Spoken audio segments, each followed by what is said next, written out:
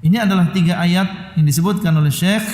Cukup dengan 3 ayat ini kita bisa mengukur seseorang itu wali atau bukan. Saya baca. Thumma sara al-amru 'inda aktsari man yad'i al-ilma wa annahu min hudatil khalq wa huffadhish syar' ila anna al-awliya la budda fihi min tarki ittiba'ir rusul. Kemudian setelah itu jadilah perkara ini menurut sebagian besar orang yang mengaku dirinya berilmu. Tadi kita sudah kenal baik siapa dan apa sifat wali Allah. Karena banyak orang yang tidak mau belajar, ya lalai dari agamanya, tidak mau mempelajari agamanya, sehingga perkaranya terbalik. Perkaranya menjadi terbalik. Bagaimana terbaliknya? Menurut sebagian orang atau sebagian besar orang yang mengaku dirinya berilmu dan dia mengaku bahwasanya dirinya adalah pemberi petunjuk kepada manusia, yaitu sebagai seorang dai, sebagai seorang ulama, wa hufadhish syar', dan dia mengaku dirinya adalah penjaga syariat ini. Apa yang dia katakan? Dia mengatakan bahwasanya yang namanya wali itu harus meninggalkan ittiba'. Dinamakan seorang wali apabila dia tidak mengikuti Rasulullah. Apa yang dia katakan? Dia mengatakan yang namanya wali itu sudah tidak dibebankan lagi ibadah. Ya, kalau sudah sampai derajat wali, maka kalau dia tidak sholat nggak masalah. Ya, dia nggak puasa, dia tidak mengikuti sunnah nggak masalah. Tapi kalau masih derajatnya seperti kalian, katanya, ia masih derajat syariat, ya maka iya silakan kalian memanjangkan jenggot, silakan kalian memendekkan ya celana, silakan kalian benar-benar mengikuti sunnah karena kalian masih tingkatannya apa? Syariat. Tapi kalau sampai derajat wali, katanya, maka ini sudah tidak harus mengikuti Rasulullah Shallallahu Alaihi Wasallam. Ada nggak yang mengatakan demikian? Ada. Ya, jadi wali itu yang sudah keluar dari ittiba' Rasul. Bertentangan dan sangat bertentangan dengan firman Allah Azza wa Jalla, qul in kuntum tuhibbunallah fattabi'uni. Kalau kalian benar cinta kepada Allah, maka ikutilah aku, yaitu ikutilah Rasulullah sallallahu alaihi wasallam. Semakin tinggi derajat kewalian seseorang, semakin dia mengikuti sunnah. Ya, semakin mencintai Allah, semakin mengikuti Nabi. Semakin dia dekat dengan Allah, semakin dia mengikuti Nabi SAW. Itu kaidahnya. Itu yang dijelaskan oleh Allah di dalam Al-Quran. Ini terbalik.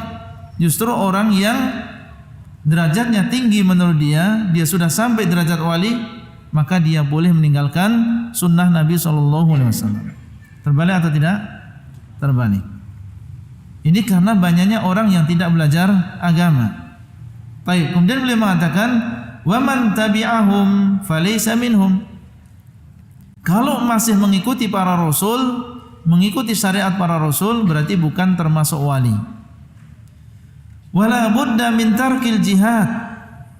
Dan seorang wali, kata mereka, dinamakan wali kalau dia tidak berjihad. Ya, seorang wali sudah tidak perlu berjihad karena dia sudah sampai derajat wali. Faman jahada falaysa minhum. Kalau dia masih berjihad, maka dia bukan termasuk wali. Padahal Allah mengatakan yujahiduna fi sabilillah. Orang yang merupakan wali Allah, dia berjihad di jalan Allah. Ini malah sebaliknya mengatakan seorang wali itu sudah tidak diwajibkan untuk berjihad. Ya, tidak perlu berdakwah. Apabila sudah diwajibkan jihad dengan pedang, dia tidak perlu ya berjihad. Baik. Kemudian beliau mengatakan wala budda min tarkil imani wa taqwa. Faman ta'ahhada bil imani wa taqwa falaysa minhum. Dan harus dia meninggalkan keimanan dan ketakwaan. Jadi seorang wali itu adalah orang yang meninggalkan iman dan takwa. Seperti tadi, ya kata mereka, ya yang namanya wali adalah yang sudah tidak dibebankan salat, tidak dibebankan zakat, tidak dibebankan oleh syariat-syariat ini. Padahal itu adalah bagian dari keimanan dan itu adalah bagian dari ketakwaan. Wa man ta'ahhada atau faman ta'ahhada bil imani wa taqwa falaysa minhum, maka barang siapa yang masih menjaga keimanan dan ketakwaannya bukan termasuk wali Allah. Ini kata mereka. Ini ucapan mereka. Kalau masih menjaga keimanan dan juga ketakwaannya, maka ini tidak dinamakan dengan wali Allah, kata mereka. Kemudian beliau mengatakan, ya Rabbana nas'alukal afwa wal afiyah innaka sami'ud du'a. Kemudian beliau mengatakan berdoa kepada Allah, memohon kepada Allah untuk semuanya dengan mengatakan ya Rabbana, wahai Rabb kami. Karena beliau ingin mendoakan untuk diri beliau sendiri dan juga mendoakan untuk yang membaca kitab ini.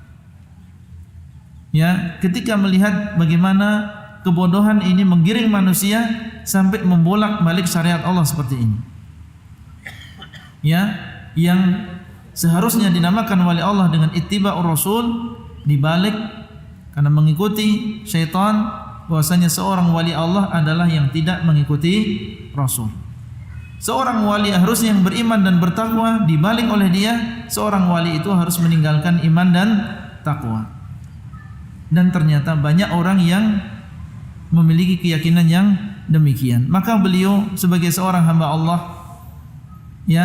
meminta kepada Allah supaya diselamatkan dari keyakinan-keyakinan yang menyimpang seperti ini. Dan inilah seharusnya yang dilakukan oleh seorang muslim ketika dia membaca tentang aliran sesat misalnya, atau membaca kisah orang yang sesat, maka dia ingat kepada Allah dan berdoa kepada Allah, ya Allah, semoga saya dijauhkan dari kesesatan seperti ini. Karena yang tertimpa kesesatan ini manusia seperti kita, dan kita juga manusia seperti mereka. Artinya sebagaimana mereka juga bisa sesat dan menyimpang, kita pun juga bisa sesat dan juga menyimpang. Dan tidak ada yang bisa menjaga hati kita dari kesesatan dan penyimpangan tadi kecuali Allah Azza wa Jalla. Maka beliau segera meminta kepada Allah dan tidak ditunda-tunda oleh beliau dan mengatakan ya Rabbana, wahai Rabb kami, nas'alukal afwa wal afiyah, kami memohon kepadamu maaf dan juga al-afiyah, keselamatan. Meminta maaf kepada Allah atas dosa yang telah berlalu. Karena terkadang seseorang menyimpang dari agama disebabkan karena dosa-dosanya. Zahirnya kelihatannya dia mengikuti sunnah, kok suatu saat dia menyimpang dari agama sehingga kembali menjadi orang yang senang melakukan perkara-perkara yang bid'ah. Itu dikhawatirkan sebabnya adalah karena dosa-dosa tersembunyi yang dia lakukan. Mungkin dia bersama orang lain memelihara sunnah, menjaga sunnah, tapi ketika dia sendirian dia melakukan kemaksiatan kepada Allah Azza wa Jalla. Hal yang demikian kalau terus-menerus dilakukan oleh seseorang, dikhawatirkan dia akan semakin jauh dari sunnah dan bisa keluar dari sunnah Rasulullah SAW. Maka seseorang meminta kepada Allah ampunan dan juga maaf. Jangan sampai karena maksiat dan dosa yang dia lakukan selama ini akhirnya dia juga menyimpang dari jalan yang lurus seperti orang-orang yang menyimpang. Wal afiyah, dan kami memohon kepadamu ya Allah keselamatan, yaitu keselamatan di masa yang akan datang. Dosa yang kemarin minta diampuni oleh Allah, dan di masa yang akan datang minta kepada Allah supaya diberikan keselamatan dari dosa dan juga kemaksiatan. Innaka sami'ud du'a, sesungguhnya Engkau ya Allah Zat yang maha mengabulkan atau mendengarkan doa. Bertawasul kepada Allah dengan di antara sifat-sifat Allah Azza wa Jalla, karena dialah yang mendengar doa, dan di antara nama Allah adalah As-Sami', yang maha mendengar.